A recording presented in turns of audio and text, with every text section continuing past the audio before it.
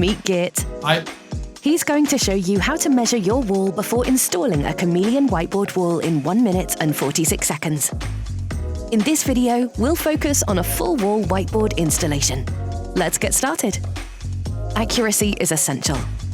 If possible, use a laser distance meter, as it's far more precise than a tape measure. If you don't have one, a tape measure works as well. Start by measuring the height of the wall from floor to ceiling at several points.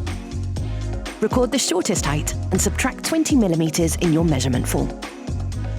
Do the same for the width, measuring from left to right, and again note the shortest width minus 20 millimeters.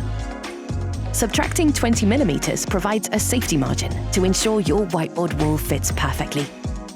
If there are any functional cutouts, such as power outlets, switches, or vents, record them carefully in your measurement form.